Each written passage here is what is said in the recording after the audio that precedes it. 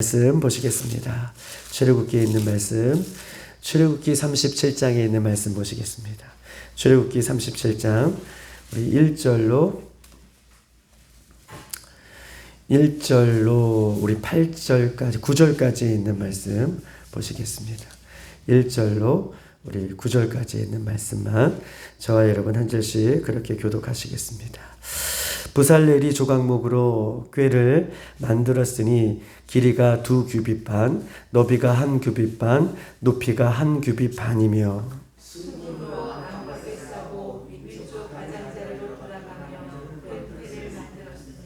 금고리 넷을 부어 만들어 네 발에 달았으니 곧 이쪽에 2고리요 저쪽에 2고리며 그 채를 궤 양쪽 고리에 꿰어 궤를 매게 하였으며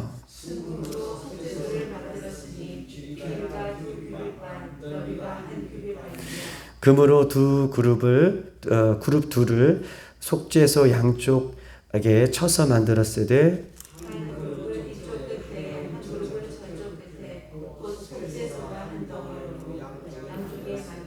다같이 그룹들이 그 날개를 높이 펴서 그 날개로 속죄소를 덮었으며 그 얼굴은 서로 대하여 속죄소를 향하였더라. 아멘. 오늘 우리가 어저께까지는 38장을 우리가 보았는데 앞장으로 37장으로 다시 돌아간 이유는 제가 이번 주까지 출애굽기가 40장이니까 40장을 다 끝내기 위해서 똑같은 내용이 반복적으로 이제 기록되어 있는 말씀인 것이잖아요. 그래서 40장까지 다 끝내기 위해서 하다 보니 37장을 건너뛰고 38장을 보아서 38장을 어저께까지 보아서 오늘 다시 37장의 말씀 우리가 다 37장에 있는 말씀 다는 못 보더라도 오늘 이 속죄소에 대한 이 말씀을 우리가 보고 우리 37장은 넘어가도록 하겠습니다. 왜냐하면 속죄소 다음에 10절부터는 이 떡상에 대한 부분이고 그 다음에 25절까지부터는 이 분향단에 대한 말씀을 우리가 보았기 때문에 오늘은 이 속죄소에 대한 부분들을 우리가 한번 보고 이 37장을 넘어가고 내일은 39장 40장까지는 다 할 수는 없어서 40장은 월요일 날 하더라도 이 출애굽기가 이제 대장정의 마무리를 하는 이 장면들을 우리가 보도록 하겠습니다. 오늘 크게 이 37장은 5가지의 부분들로 이야기하고 있는데 법궤와 법궤 위에 있는 속죄소, 그 다음에 질선병 상에 대한 부분이고 순금 증장 때, 그 다음에 조각목으로 만든 마지막까지 분향단 이렇게 5부분으로 37장은 나눠져 있습니다. 우리가 이 다른 부분들에 대한 부분들은 제가 이미 설명해 드렸기 때문에 더 이상 설명은 해 드리지 않고 특별히 궁금한 부분들이 있으면 지난 이 출애굽기의 말씀을 다시 한번 리뷰해서 보시면 아마 다른 부분들에 대해서는 잘 설명하고 있으니 그렇게 영상을 참고해 주셨으면 좋겠습니다. 오늘 이 법궤에 대한 부분들 중에서 가장 중요한 이 속죄소에 대한 부분들만 한 번 더 여러분들에게 말씀을 드립니다. 1절을 한번 보십시다. 1절을 보면 부살렐이 조각목으로 궤를 만들었으니 길이가 2규빗 반, 너비가 1규빗 반, 높이가 1규빗 반이며 라고 얘기하고 있어요. 법궤가 어떻게 만들어졌는지에 대해서 얘기하고 있는데 법궤 길이가 1.13m고 그 다음에 너비와 높이가 68cm의 조각목으로 만들어졌고 그 위에 금으로 입혔다 라고 이 법궤에 대해서 설명을 하고 있습니다. 2절을 한번 보십시다. 2절 순금으로 안팎을 싸고 위쪽 가장자리로 돌아가며 금태를 만들었으며 라고 얘기하고 있어요. 그렇게 네모상조를 조각목으로 만든 다음에 안과 밖을 이 금태로 순금으로 입혔다 라고 한번 생각을 해보고 떠올려 봤으면 좋겠습니다. 네모 반듯한 상자 위에 안과 밖을 순금으로 싸고 위쪽 가장자리를 돌아가며 금태를 둘렀다 라고 설명하고 있습니다. 그리고 3절을 보면 금고리 넷을 부어 만들어 네 발에 달았으니 곧 이쪽 두 고리 저쪽 두 고리를 달았다라고 얘기하고 있습니다. 금고리를 네 모퉁이에 하나 둘 이렇게 금고리를 달았고, 이 금고리를 다는 이유는 이 채를 끼워서 어깨에, 긴 채를 끼워서, 금고리에 채를 끼워서 어깨에 제사장들이 메고 갈 수 있도록, 마치 가마꾼들이 가마를 메는 것처럼 이렇게 긴 채를 끼워서 메고 갈 수 있도록 그렇게 만들었다라고 얘기하고 있습니다. 그러면서 6절을 다 같이 한번 읽어볼까요? 6절 시작. 순금으로 속죄소를 만들었으니 길이가 2규빗 반, 너비가 1규빗 반이며. 아멘. 속죄소도 이 법궤의 길이가 똑같이 이렇게 만들었다라고 얘기하고 있습니다. 속죄소도 길이가 1.13m고 너비가 68cm고 순금으로 되어 있는데, 중요한 것은 속죄소다. 이 속죄소는요, 이 법궤 위에 뚜껑 있잖아요. 법궤를 덮는 뚜껑. 이 뚜껑 위에 속죄소가 있는 거예요. 여러분 아셨죠? 속죄소는 따로 있는 거 아니에요. 우리가 번제단은 이 성막으로 들어오면서 제일 첫 번째 만나는 것이 번제단인데, 속죄소는 법궤가 똑같이 우리가 1절부터 만들어졌습니다. 그리고 법궤 위에 지금 뚜껑이 덮여져 있는데 그 뚜껑이 속죄소예요. 거기 위가 속죄소를 지금 이야기를 하고 있는 것입니다. 7절을 한번 볼까요? 7절을 보면 금으로 그룹 둘을 속죄소 양쪽에 쳐서 만들되, 9절을 보니까 그룹들이 날개를 펴서 그 날개로 속죄소를 덮었으며 그 얼굴은 서로 마주 대하여 속죄소를 향하였더라 라고 이야기하고 있습니다. 이해가 안 되셔서 이렇게 한번 그림을 가져와 봤어요. 요 밑에가 네모 반듯한 것이 법궤, 그 위에가 지금 이 속죄소의 이 뚜껑, 법궤 뚜껑을 속죄소라고 얘기하고 있고, 그룹은 천사라고 말씀을 드렸습니다. 이 천사가 서로 마주보며 이 날개를 서로 이렇게 안쪽으로 이렇게 모으고 있는 장면이 이 속죄소의 장면이에요. 그 얘기를 하고 있는 거고, 이 긴 채를 끼워서 어떻게 해요? 양쪽에 메고 갈 수 있도록 금고리 4개를 이렇게 달았다라고 얘기하고 있어요. 속죄소가 어디냐라고 한다면 뜰 어디에 있는 거 아니게요? 이렇게 얘기하면 안 돼요. 법궤 위에가 속죄소라라고 성경은 이야기하고 있고, 속죄소의 모양이 그 법궤 위에 두 그룹의 천사가 양쪽 서로 마주보며 이렇게 대하고 있다라고 본문은 이렇게 이야기하고 있습니다.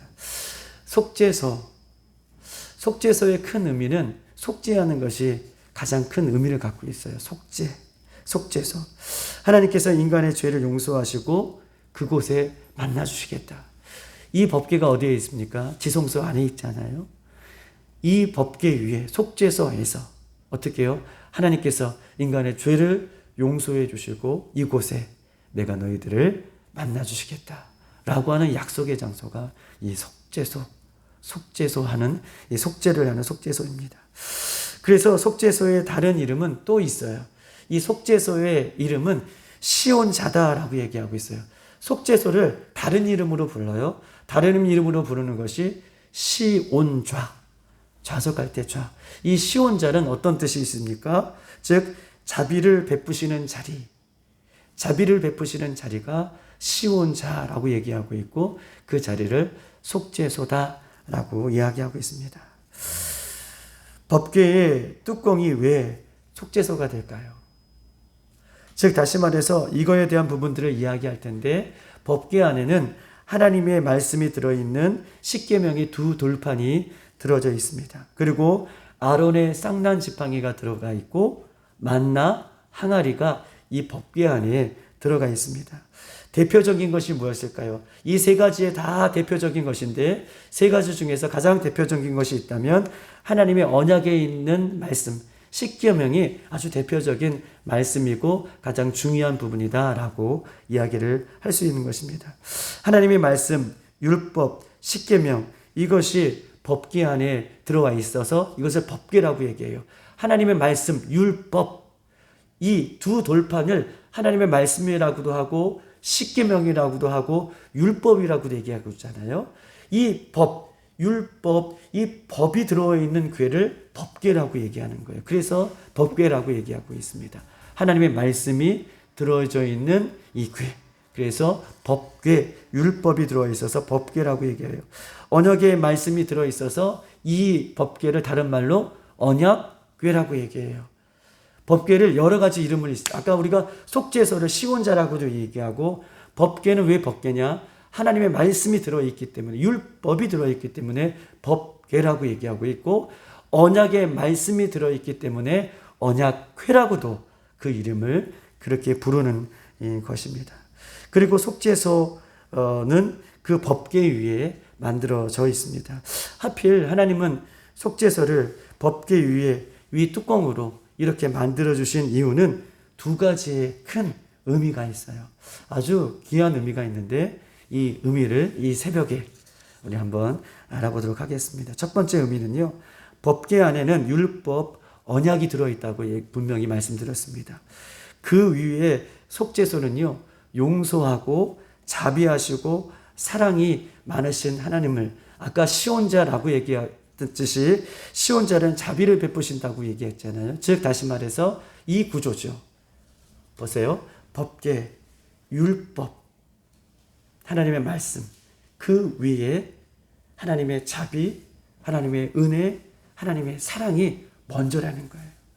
율법보다 하나님의 사랑과 하나님의 은혜와 하나님의 자비하심, 이것이 이 율법보다 우선이다 라고 하는 의미로 하나님께서는 법궤 위에 이 속죄소를 하나님께서 두어주시는 거예요. 속죄소는 어떤 의미가 있다고 말씀드렸습니까?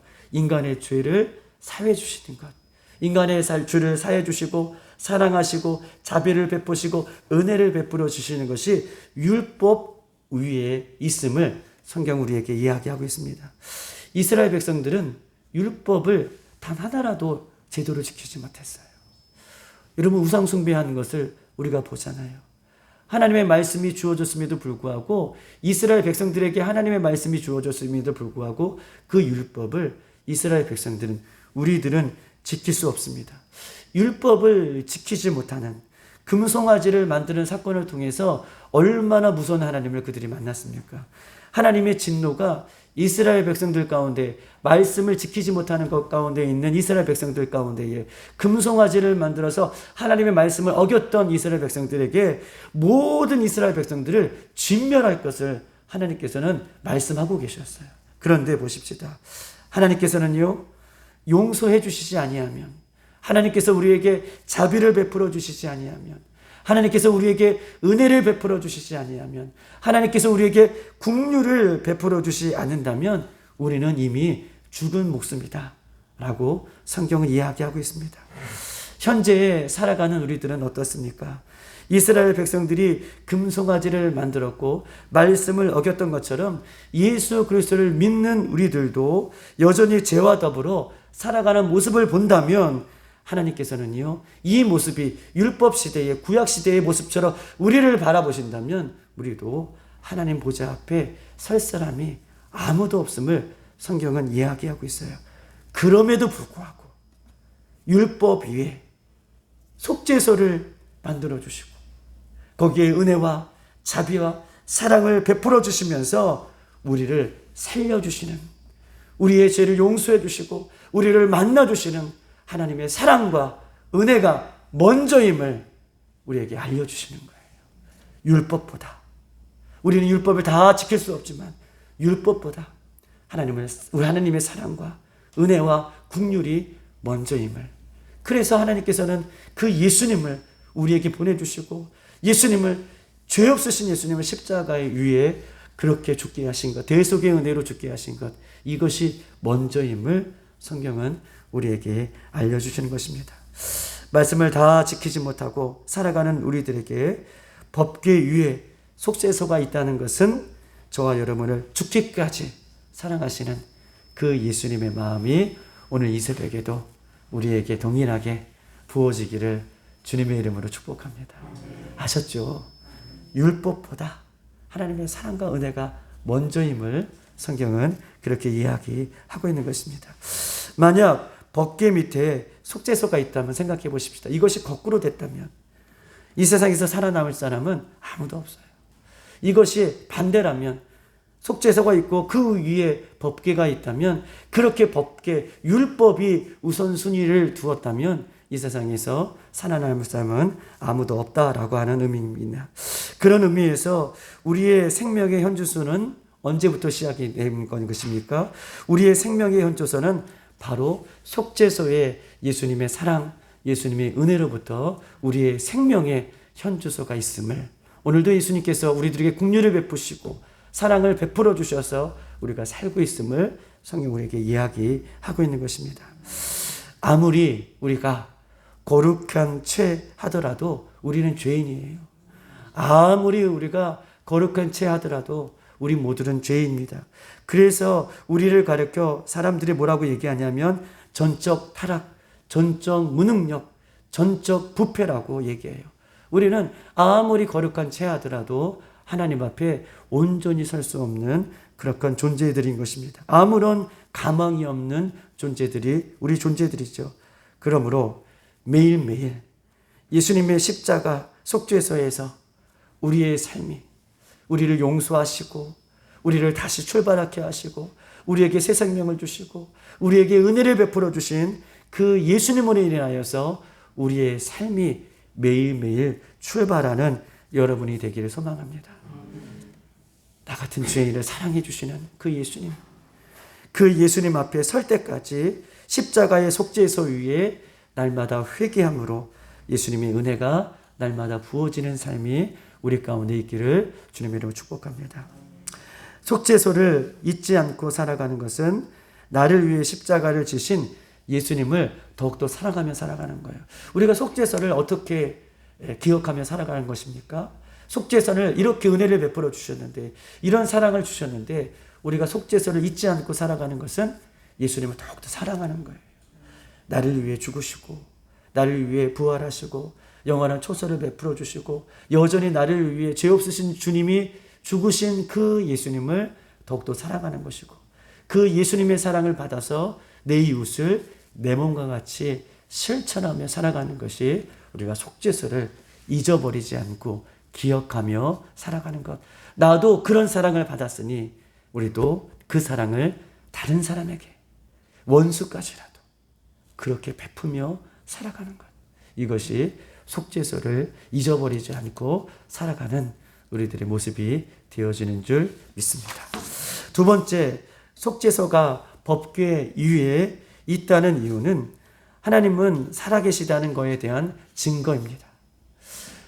법궤 위에 속죄소가 만들어졌다는 것은 하나님이 살아계시다라고 하는 의미를 담고 있어서 법궤 위에 속죄소가 놓여져 있는 것이죠. 하나님은 기록된 두 돌판의 문자 안에 갇히신 분이 아니에요.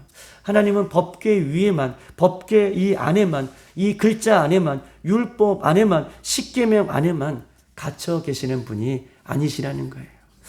하나님은요, 궤 안에 갇혀 계시는 분이 아니라 역사 속에 역사를 주관해 주시고 우리 인간의 모든 부분을 창조하시고 인간의 모든 부분을 다스리시고 이 세계와 열방을 다스리시는 분이 우리 하나님이라는 거예요. 그래서 하나님이 법궤 안에 있는 것이 아니라 속죄소, 그 안에 임재하겠다라고 말씀해 주시는 이유는 하나님이 살아계심에 대한 부분들을 증거하고 있는 거예요.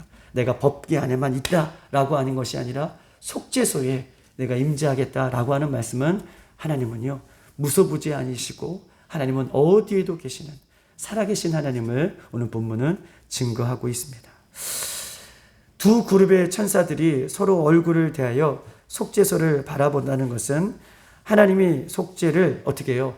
하나님이 속죄소에서 두 그룹이 서로 그 법궤 위에서 서로 바라본다는 것은 하나님이 우리들을 눈동자같이 지키시고 바라보고 계시는 살아계신 하나님을 나타내는 거예요.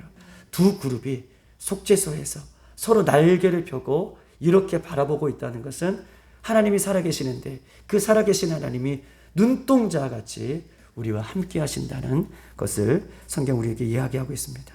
즉 예수님을 믿는 저와 여러분의 심령 속에 이미 예수님을 믿음으로 우리는 속죄소, 시온자가 우리 안에 있는 줄 믿습니다. 왜냐하면 하나님이 우리와 함께 하시고 우리와 내주하시고 우리와 동행하시기 때문에 우리 예수 그리스도를 믿는 사람들은 우리 모두가 우리 안에 시온자, 속죄소가 있으므로 예수님이 우리와 함께 계신다라고 약속하고 계셔요. 예수님은요, 나의 예수님이고, 예수님은요, 우리 모두의 예수님이시고, 예수님은 우리 교회의 주인 되신 예수님이에요. 그 예수님이 속죄소, 시온자, 우리 가슴 속에 시온자, 예수를 믿음으로 우리 가슴 속에 시온자가 있으셔서 우리와 함께 하시고, 두 번째 의미는 살아계신다는 뜻을 갖고 있다고 그랬죠. 예수님이 항상 살아계시고 우리와 함께 하신다는 그런 의미가 있던 것처럼 우리가 우리 마음 가운데 예수님을 믿으면 예수님이 함께 하시고 동행해 주십니다. 함께 하시고 동행하시는 그 예수님과 있는 곳이 초막이나 궁궐이나 그곳이 어디나 하늘나라인 줄 믿습니다. 우리 교회 위에 주님께서 함께 하신다면 이곳이 초막이나 궁궐이나 예수님이 함께 하심으로 이것이 천국이고 이것이 구원의 은혜를 베풀어 주시는 하나님이 함께 하시는 곳인 줄 믿습니다. 이렇게 이 땅에 우리 예수님과 동행하며 천국을 소유하며 살다가 정말 만나게 될 그 천국으로 우리가 모두 들어가는 저와 여러분이 되기를 주님의 이름으로 축복합니다. 속죄소는 그런 의미가 있어요.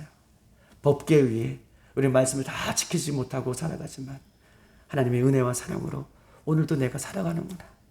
그런 은혜가 있고, 속죄소 위에 법궤 안에 갇혀지는 것이 아니라 속죄소 위에 이 두 팔을 주의 천사가 눈동자 같이 지키는 것처럼 하나님은 우리와 함께 하시고 우리를 그렇게 눈동자 같이 지키시는 예수님, 우리가 동행하시는 예수님을 기억하고 오늘 하루도 우리에게 덤으로 주신 이 매일매일이 주님과 동행하는 복된 시간 되기를 주님의 이름으로 축복합니다.